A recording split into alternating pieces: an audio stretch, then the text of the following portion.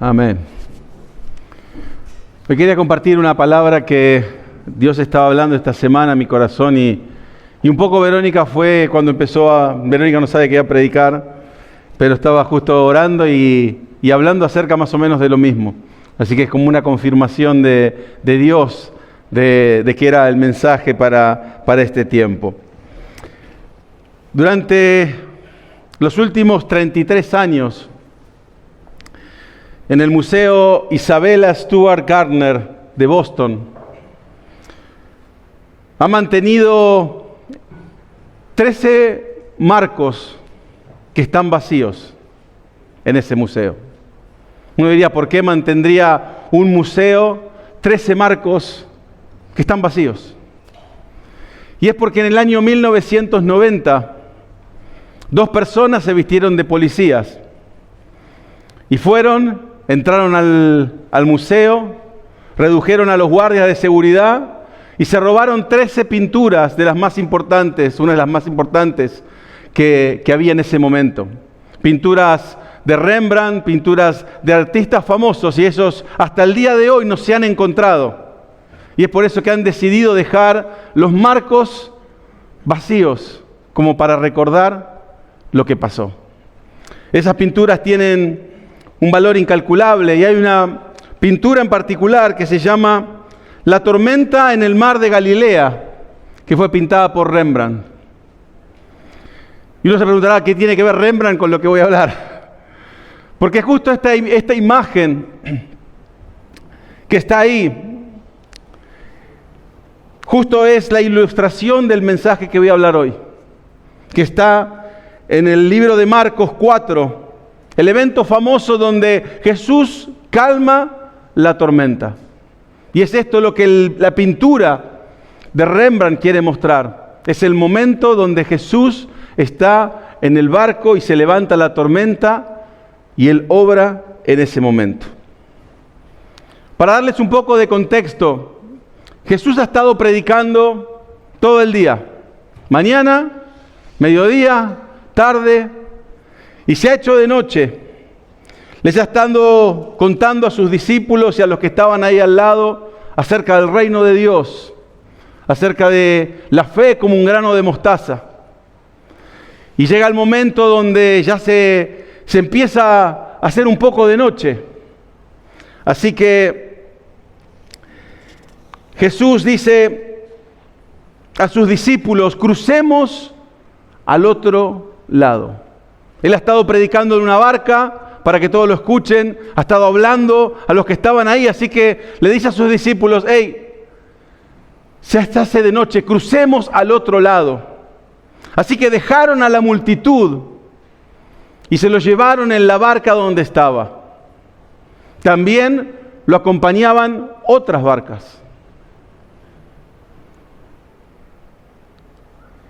Y dice que en el versículo 37 se desató entonces una fuerte tormenta y las olas azotaban tanto la barca que ya comenzaba a inundarse. Mientras tanto, Jesús estaba en la popa, durmiendo sobre un cabezal. Así que los discípulos lo despertaron. «Maestro», gritaron, «¿no te importa que nos ahoguemos?» Y él se levantó, reprendió el viento y ordenó al mar, «Silencio, cálmate». Y el viento se calmó y todo quedó completamente tranquilo. ¿Por qué tienen tanto miedo?, dijo a sus discípulos. ¿Todavía no tienen fe? Ellos estaban espantados y se decían unos a otros, ¿quién es este que hasta el viento y el mar le obedecen? Yo creo que todos en nuestra vida estamos en un viaje donde el destino es estar en el cielo. Pero tenemos que viajar, tenemos que pasar por tormentas, tenemos que pasar por dificultades. Y mientras navegamos, obviamente se van a levantar tormentas, se van a levantar dificultades, se van a levantar situaciones con las cuales nosotros vamos a tener que lidiar estando en esa barca. Y lo importante no es la tormenta, sino ¿cómo respondemos nosotros a esa situación? ¿Cuál es nuestra respuesta frente a la tormenta? ¿Cuál es nuestra respuesta frente a la prueba? ¿Cuál es nuestra respuesta frente a la dificultad? Y quería invitarlos, por así decirlo, a subir a la barca con Jesús en este día. A que seamos uno más en esa barca donde están los discípulos y está Jesús. Y podamos de alguna forma ver lo que está sucediendo en esta barca. Y dice el versículo 35, lo voy a volver a leer, dice: ese día al anochecer dijo a sus discípulos: crucemos al otro lado. Ese día, ese mismo día donde Jesús había estado predicando desde la mañana bien temprano, ya era de noche. Así que me imagino, uno a veces predica por 1 hora y ya está cansado, porque tuvo que prepararse, tuvo que hacer un montón de cosas. Imagínate una persona predicando desde la mañana hasta la noche. No había aire acondicionado, no había cosas, pasaba el heladero. En ese momento era estar ahí, bajo el sol, bajo el viento, predicando, levantando su voz y hablando acerca de lo que significaba el reino de Dios. Y la otra cosa que me llama de ese versículo que dice: al anochecer. Y yo me preguntaba si tenía algún significado el anochecer. Y Dios me decía: ¿cuándo es que te duele la muela? A la noche. ¿Cuándo es que te sentís peor? A la noche. ¿Cuándo es que suceden las cosas, que tus hijos se enferman o algo? A la noche. ¿Y será porque tal vez es la noche cuando uno llega cansado? Y la noche bíblicamente, por así decirlo, nos muestra que es un tiempo de debilidad, de oscuridad, de falta de luz, de falta de claridad. Donde nos sentimos de alguna forma vulnerables. Y cuando llega la tempestad es en medio de esa noche. Esa llamada que no estabas esperando y te llaman para contarte que ha sucedido algo. Que ha pasado algo en la familia. Y la noche donde ya estamos cansados. Queremos acostarnos y dormir, pero el enemigo sabe eso. Y es por eso que cuando vos te vas a dormir, un ruidito te despierta. Te sucede algo, te duele la muela, te duele un pie, te agarra el calambre. Algo siempre sucede porque el enemigo no quiere que descanses. No quiere que recuperes esas fuerzas que necesitas para enfrentar las tormentas. Y es por eso que vienen las pruebas y las dificultades. Y de repente te acordás del problema que pasó hace 1 año y empezás a maquinar y a pensar en ese problema y no te podés dormir y decís: pero ya se solucionó, ya pasó. No, pero si hubiese hecho esta cosa, lo hubiera solucionado más rápido. Y empezás a pensar, y es el momento donde esa debilidad te agarra y lo que quiere hacer el enemigo es cansarte aún más. Porque sabe que si estás cansado, no vas a enfrentar una buena batalla. Porque vas a estar agotado, con una mente no clara en lo que tenés que hacer. Y sigue diciendo el versículo 37, se desató entonces una fuerte tormenta y las olas azotaban tanto la barca que ya comenzaba a hundirse o a inundarse. Lo particular del lugar donde están, que es el mar de Galilea, es que es un mar que se encuentra bajo el nivel del mar. Es un lugar donde, si bien el nivel del mar baja y está muy por abajo. Entonces es un lugar donde dicen que es muy fácil que se produzcan vientos, es muy fácil que se produzcan tormentas, porque hay viento a la altura del mar y de repente, como encuentra un valle, esos vientos bajan y producen como una especie de microclima, donde hay lluvia, donde hay tormentas. Y tal vez muchas veces esas cosas suceden sin previo aviso. Y yo miraba un poco esto, donde siempre que hay tormentas en nuestra vida, tampoco tenemos mucho aviso. No es que venimos y decimos, Dios te viene preparando y dice, cuidado que la semana que viene vas a tener un problema, anda preparándote. No. Sucede en un instante. Tu tranquilidad se va en un segundo. Cambia tu situación de la noche a la mañana o en media hora. Cambia todo lo que vos pensaste que estaba bien, de repente está patas para arriba. Y decís, ¿y ahora cómo se arregla? ¿Por qué suceden estas cosas? En un minuto estaba todo bien y de repente esa tormenta se levanta. Y esto no debe sorprendernos porque la Biblia habla de esto. La Biblia habla acerca de las tormentas que van a venir en nuestro camino. Y lo que te puedo asegurar es que vas a estar en una de las tres estaciones. O estás pasando una tormenta, o estás saliendo de la tormenta, o muy pronto vas a entrar en una tormenta. Porque es la ley de la vida, es lo que sucede en nuestras vidas. Y ellos acaban de terminar de escuchar a Jesús y se meten en este barco y van a encontrarse con una tormenta que ellos no esperaban. Las tormentas llegan sin aviso previo, como decía recién. Pero lo que me llama la atención es que en todo momento vamos a encontrar una tormenta. Muchas veces hemos pensado que vamos a estar siempre bien, que si tenemos a Cristo no vamos a pasar por ninguna tormenta, que si tenemos a Cristo no van a pasar por dificultades, si tenemos a Cristo nada nos va a pasar. Pero la palabra no dice eso. La palabra dice, aunque pases por el valle de sombra de muerte, vas a pasar por el valle de sombra de muerte. Como decía Verónica hace un ratito, vas a pasar por el fuego. No te vas a quemar, pero el calor lo vas a sentir. Vas a transpirar. Vas a pasar por dificultades. No estamos exentos de pasar por dificultades. Lo único que tenemos es la promesa de que Él va a estar junto a nosotros. De que Él va a caminar junto a nosotros, de que Él nos va a sostener, de que Él nos va a liberar de esa situación, pero que vamos a pasarla, la vamos a pasar. Y esa tormenta se va a levantar.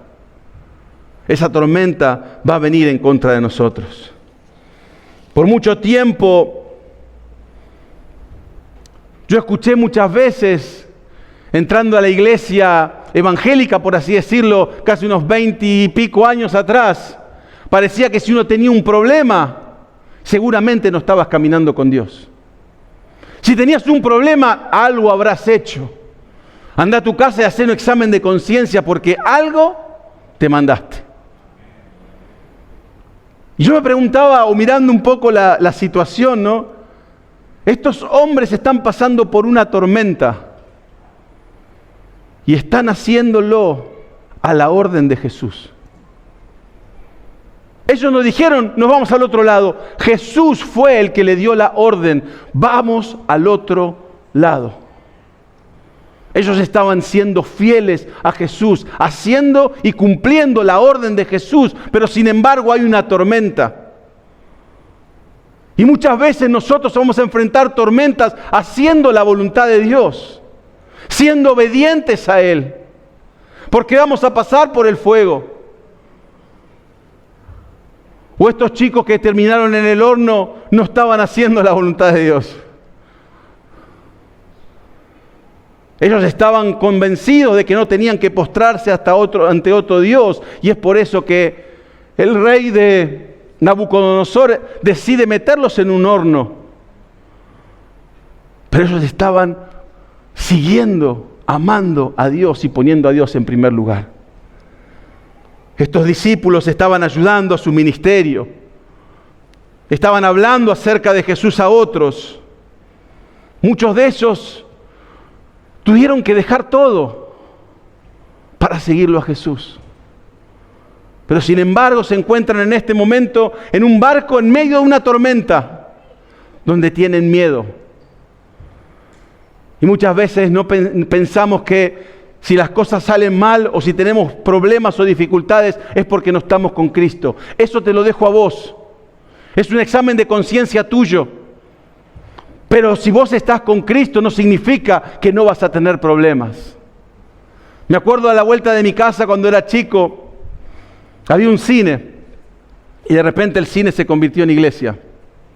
Y tenía un cartel grande que decía, pare de sufrir. Y yo siempre me preguntaba, ¿cómo pare de sufrir? Y si mirás la palabra de Dios, todos sufrieron. Los más cercanos de Jesús, los que hacían su voluntad, los que hacían su palabra, los que cumplían hasta el pie de la letra, aquellos que igual que Dios llamó al hombre conforme a mi corazón, estaba siendo perseguido y escondido en una cueva. Entonces me parece que tal vez nos equivocamos del mensaje de Jesús. Tal vez pasar por las pruebas tiene un significado donde Dios obra en nosotros para producir algo nuevo. Como hijos de Dios hemos de enfrentar enfermedades, pruebas, pérdidas de familiares, de amigos, traición, decepción, como cualquier otra persona. La diferencia es en quién estamos poniendo nuestra esperanza. En que cuando pasemos por todas esas cosas, Dios mismo va a estar al lado nuestro. Jesús nos va a acompañar en esa prueba. Y el versículo 38 dice, mientras tanto Jesús estaba en la popa, durmiendo sobre un cabezal, así que los discípulos lo despertaron. Maestro, gritaron, ¿no te importa que nos ahoguemos?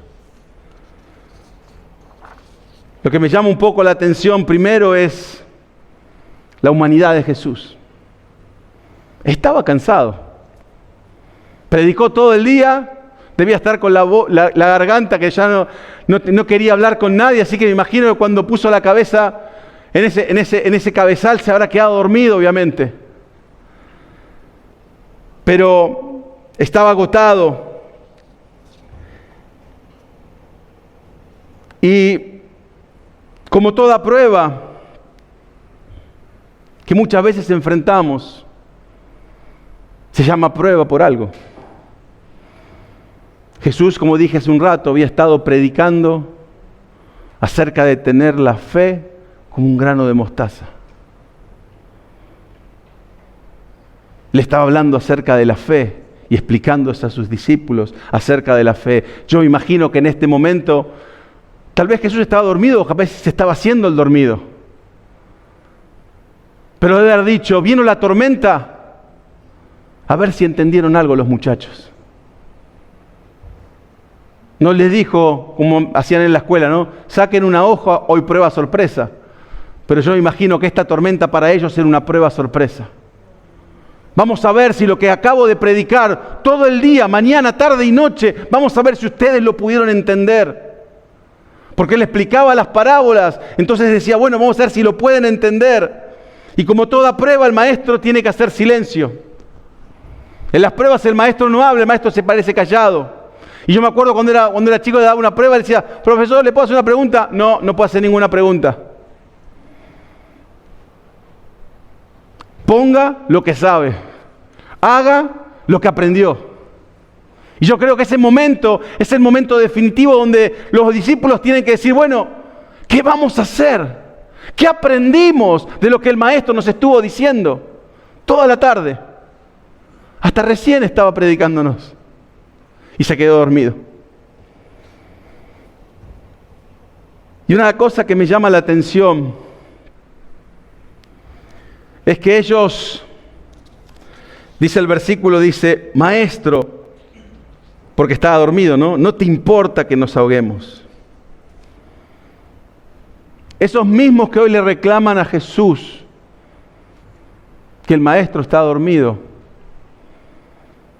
son los mismos que un tiempo después, cuando Jesús estaba en el huerto de Getsemaní, orando antes de ser entregado y crucificado, no pudieron quedarse despiertos para acompañarlo a él.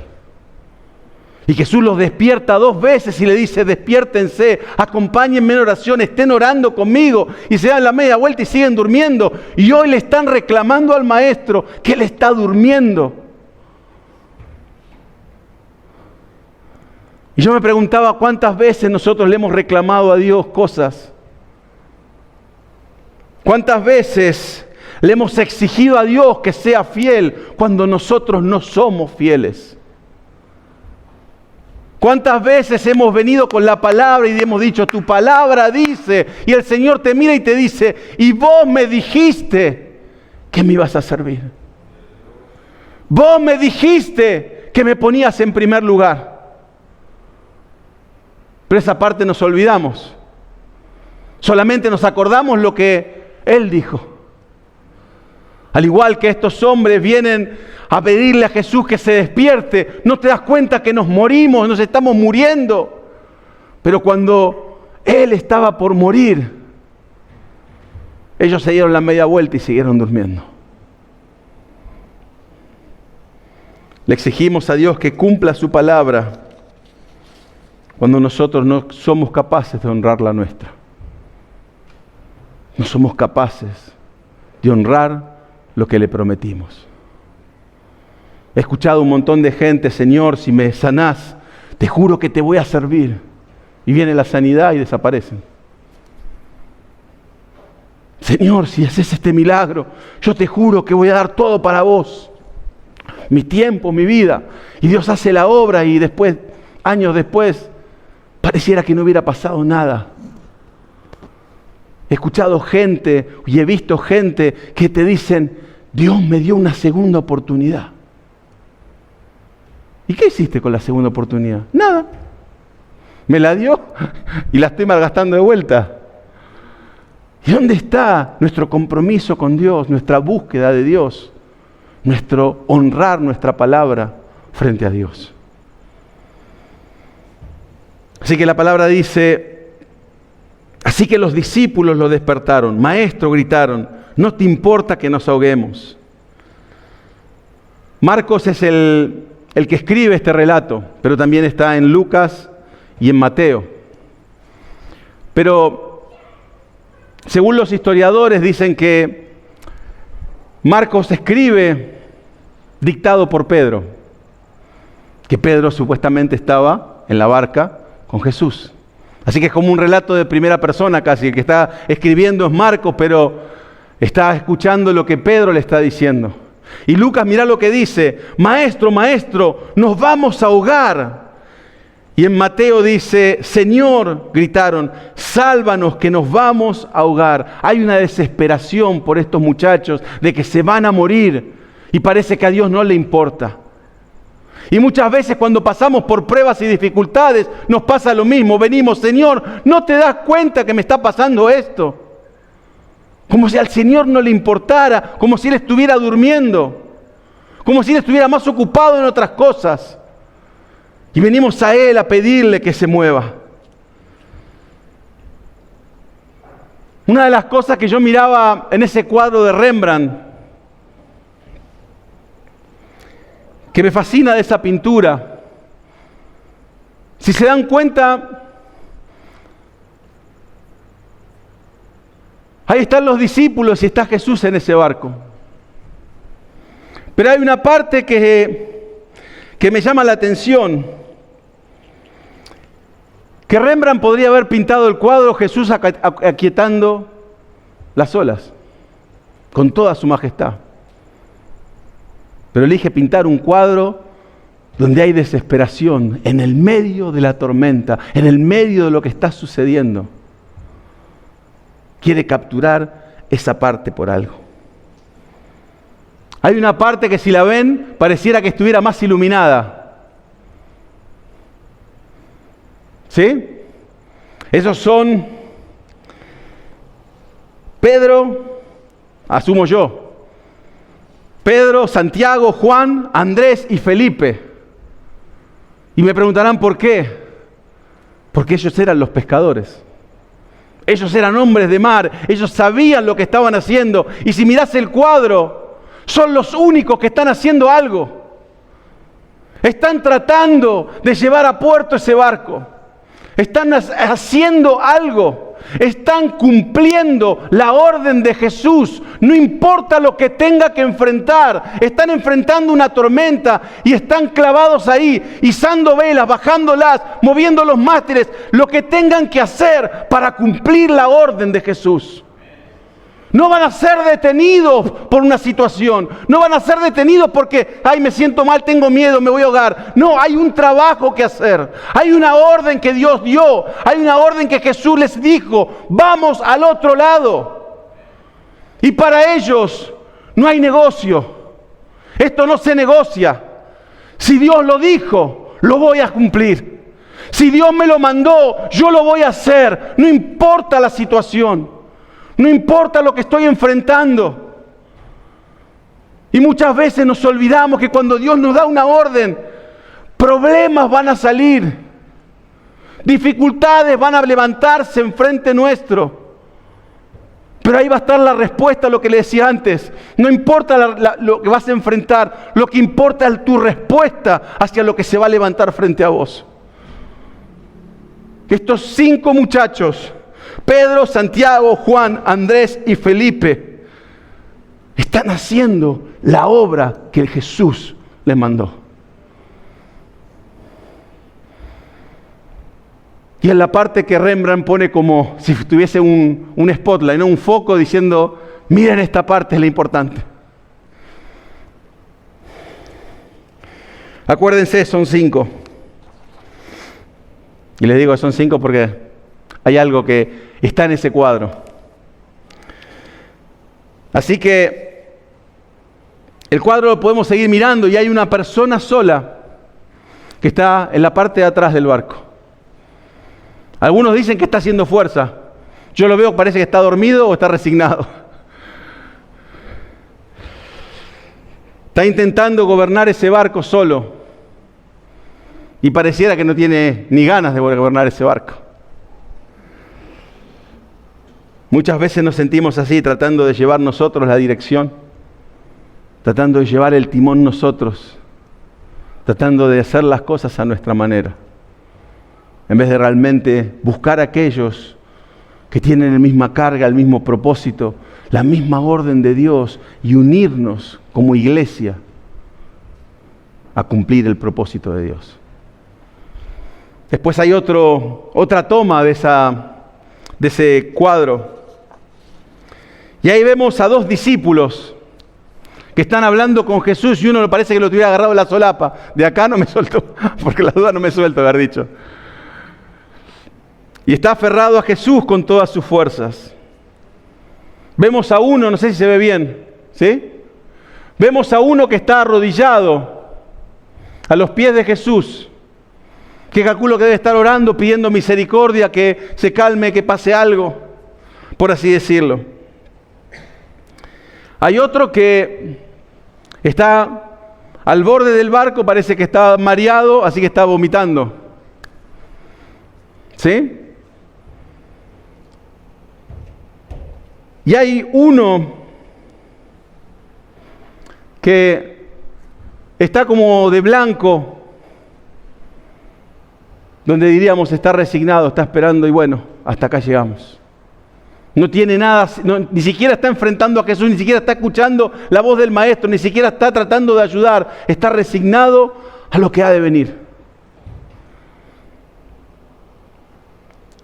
Si te acordás, conté 5, más el que estaba atrás, 6.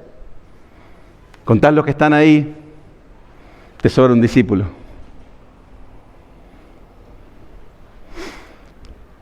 Hay uno ahí que parece que nos está mirando. ¿Sí o no? Hay uno ahí que está con la mano en su cabeza, agarrado de una soga. Y pareciera que nos está mirando a nosotros. Según los historiadores de arte, dicen que ese puede ser un autorretrato de Rembrandt. De que Rembrandt se puso en la barca junto a Jesús y sus discípulos, porque si los contás hay 13 discípulos más Jesús. Y yo creo que es de una forma de... Algunos dicen que Rembrandt se ve a sí mismo como parte de esa escena. Esa escena donde está ahí confusión, donde no sabe lo que pasan, tal vez preguntando o mirando a nosotros diciendo, ¿y qué es lo que harías vos si estuvieras acá? Al igual que Rembrandt, creo que hoy estamos en ese bote con los discípulos. Y la pregunta es, ¿cuál sería tu actitud? ¿Cuál sería tu actitud en medio de ese problema? ¿Cuál es tu actitud en medio de tu dificultad? ¿Seguís haciendo lo que Dios te ha mandado a hacer? ¿Te entregás y decís, bueno, esto nunca va a llegar a ningún puerto? ¿O te volvés a Dios y le decís, seguramente Dios se ha olvidado de mí? Es mejor que me busque otra cosa para hacer. Y creo que nuestra respuesta, nuestra actitud en medio de la tormenta va a determinar el destino hacia donde vamos a llegar. Estamos sentados de espaldas a Jesús, con el rostro mirando hacia abajo. Estamos mareados por las olas. Aceptamos y nos resignamos. Nos desesperamos y agarramos a Jesús de la solapa diciéndole, salvanos de acá. O seguimos haciendo la obra, no importa lo que venga por delante, no importa la dificultad, no importa lo que se levante. Dios me dio una misión y yo la debo cumplir. Él está conmigo y yo no voy a bajarme de ese barco hasta que nos llegue hasta puerto, porque Jesús va conmigo en esa barca. Yo no estoy solo, es Él el que está durmiendo.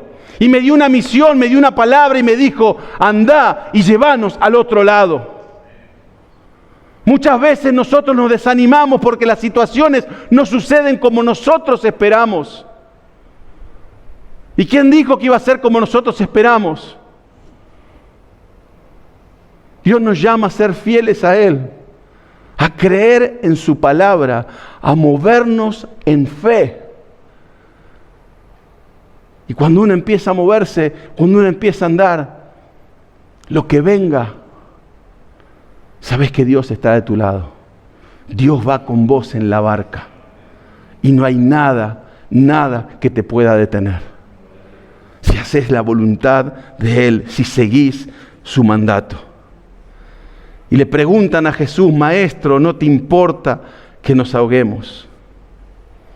Yo miraba la pregunta de ellos, no te importa que nos ahoguemos. Y creo que en la Biblia podríamos ver esta pregunta de dos maneras.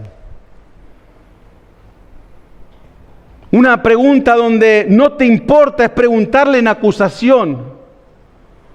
Es decirle, seguramente te olvidaste de mí. Seguramente te olvidaste y me dejaste. Y esa actitud que uno a veces tiene en su corazón cuando las situaciones suceden, es cuando aquellos levantan su valija y dejan la iglesia, abandonan a Dios porque dicen, Dios se olvidó de mí. Porque me está ahogando y Él me dejó, se olvidó de mí, no sabe ni quién soy. Entonces muchas veces nos vamos de la iglesia, nos vamos de la presencia de Dios, enojados porque pensamos que Dios se olvidó de nosotros. Pero eso creo que es una actitud de corazón. Es como vos percibís lo que está sucediendo. Porque yo miro esta palabra y pregunto, Dios, ¿por qué no te importa que me ahogue?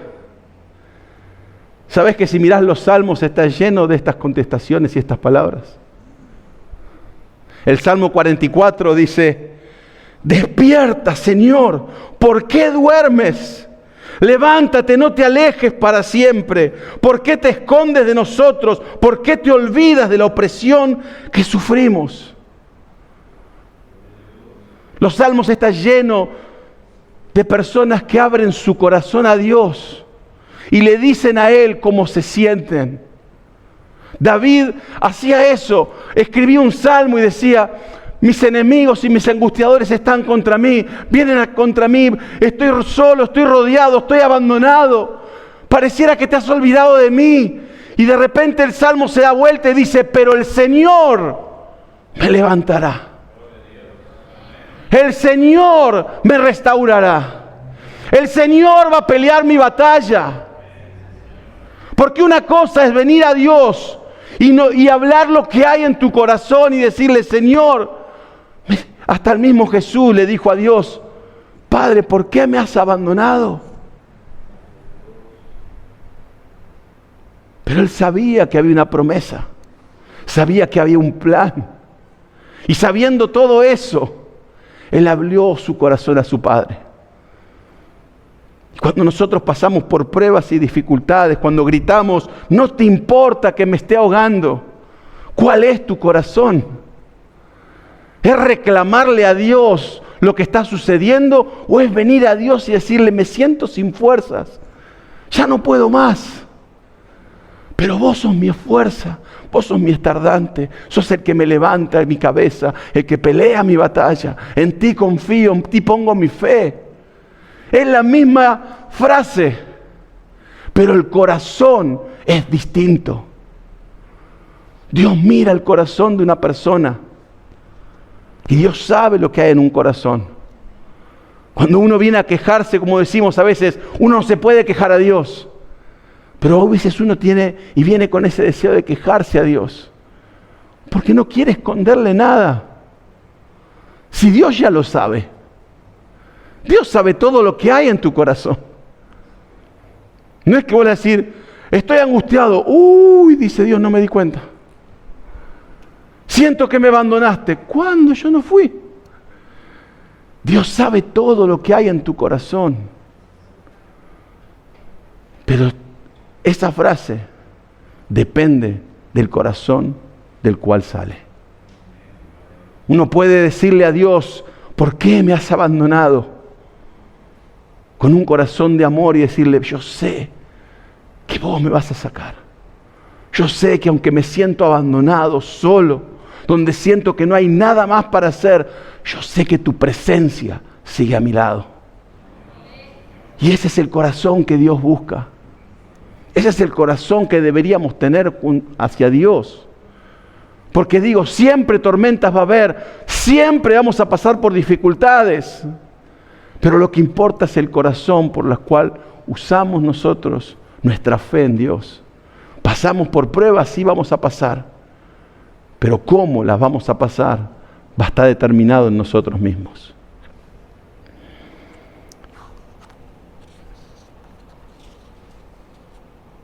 Como les decía, las pruebas las vamos a pasar.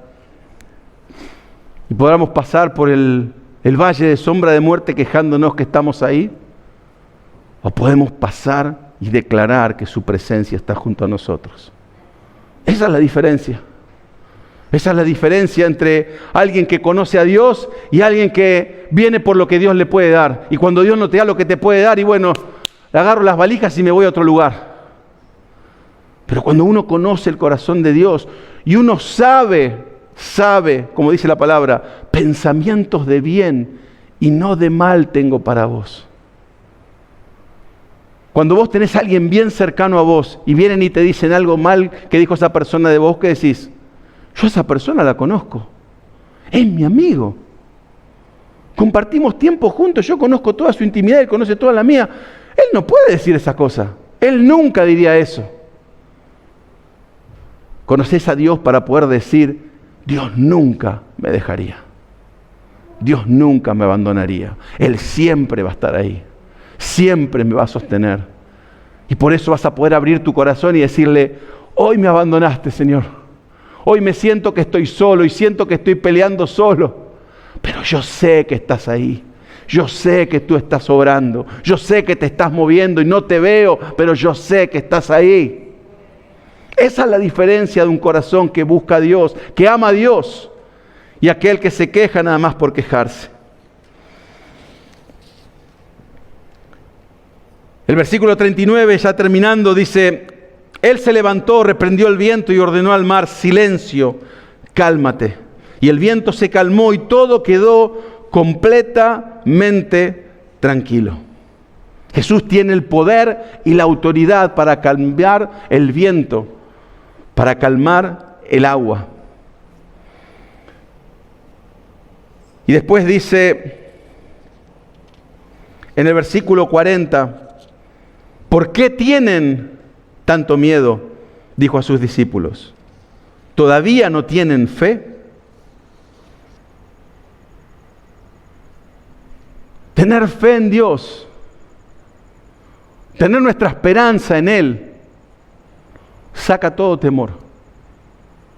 Porque cuando uno pone su esperanza y su confianza en Dios, las tormentas van a venir, pero mi fe está puesta en Él. Van a venir situaciones, vamos a tener que reconocer y afrontar nuestros miedos, pero a pesar de nuestros miedos, nuestra fe tiene que hablar más fuerte de nuestros miedos. Porque nuestra esperanza está puesta solamente en Él. La fe en Dios nos permite encontrar la paz, encontrar la esperanza, confiar en Él, a pesar de lo que estás viendo con tus ojos, a pesar de las olas que se levantan, de las situaciones que estás viviendo. Vos ponés tu esperanza y tu confianza en Él, y la fe es la respuesta a ese miedo.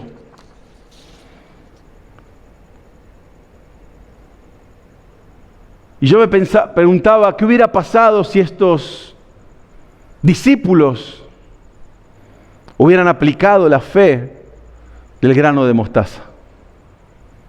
¿Qué hubiera pasado si hubiera llegado la madrugada o la mañana y Jesús se hubiera levantado y dicho, y le hubieran dicho, no sabés la tormenta que pasamos anoche, Jesús, pero vos estabas en la barca? Así que supimos y sabíamos que nada iba a suceder. Podremos tener esa fe de decir, ¿sabes qué? Vamos a pasar por las dificultades, las pruebas, y vamos a cumplir lo que vos dijiste, y vamos a ser obedientes a tu palabra, pero sabemos que a pesar de todo eso, vos estás en la barca, y aunque no te escucho, aunque no te veo, aunque a veces no te siento, yo sé que vos sos fiel, y vas a hacer que ese viaje termine y llegue a buen puerto. Fíjate que en el versículo, cuando empieza esta palabra, dice que había otras barcas. Y no habla acerca de las otras barcas, habla acerca de la barca donde estaba Jesús. No dice, y las otras barcas se hundieron, y las otras barcas escuchaban los gritos, y se tiraban al agua desesperados. No, habla de la barca donde va Jesús. Porque es la barca que te tiene que importar a vos. En tu barca, en tu situación, en tu vida, ¿quién está con vos en esa barca? ¿Hacia dónde vas? ¿Cuál es el rumbo que has decidido en tu vida? ¿Está Jesús en esa barca? ¿O te ha sido una barca donde hay otras cosas que son más importantes? Hay barcas donde tal vez lo más importante es el dinero, o un trabajo, una posición, una carrera. Mis amigos son más importantes. Pero en la barca donde tenemos que estar, es la barca donde está Jesús. Porque sabemos que si Él va, no importa lo que enfrentemos, no importa la tormenta, no importa las dificultades, no importa lo que suceda, podemos estar confiados de que Él va a obrar, de que Él nos va a sostener, de que Él nos va a levantar, de que Él nos va a llevar al lugar que tenemos que llegar. ¿Quién va contigo en esa barca? ¿En quién depositaste tu fe? ¿A quién tenés como la persona que guía tu vida? Somos capaces de escuchar la voz de Dios y a pesar de las dificultades, a pesar de las pruebas, a pesar de lo que tengamos que enfrentar, seguir la orden de Jesús, no importa lo que pueda venir. No importa lo que puedas enfrentar.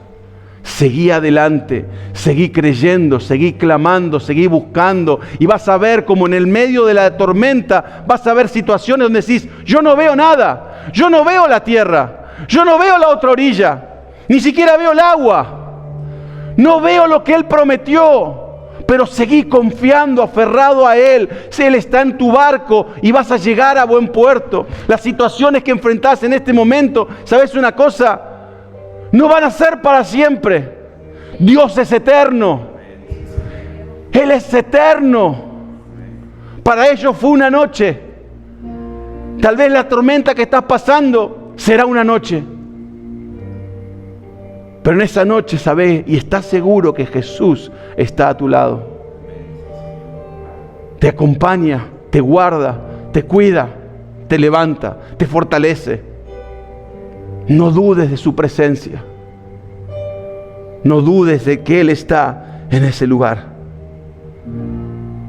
Y una de las cosas que me llama la atención y creo que es importante es el día siguiente. Yo creo que cuando se bajaron de ese barco,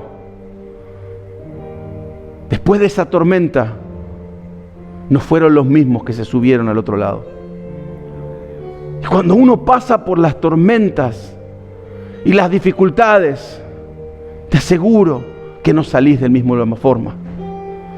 No termina esa tormenta y vos vas a salir cambiado, transformado, porque has visto la mano de Dios, porque has confiado y has puesto tu fe en Él y solamente en Él. Y cuando salís de ese barco, salís con la confianza de que nada te puede tocar, de que vas a pasar por fuego, vas a transpirar y te va a sudar todo, pero Dios va a estar ahí para que no te quemes. No vas a salir igual de como entraste a esa prueba. No vas a salir igual de como entraste a esa barca. Porque Dios quiere transformarte, quiere cambiarte, quiere moldearte de acuerdo a su imagen, quiere moldearte de acuerdo al plan y propósito que tiene para tu vida. Y a veces nos cuesta entenderlo. Pero mientras estemos como Pedro y su hermano y sus amigos en la obra, trabajando, no importa lo que esté sucediendo, Dios me dio una palabra, mis hijos van a volver. Dios me va a dar sanidad. Yo confío en Él.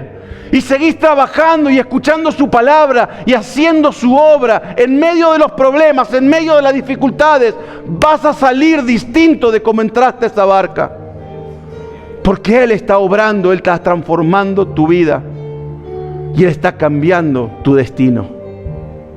No te olvides de eso. Él está cambiando.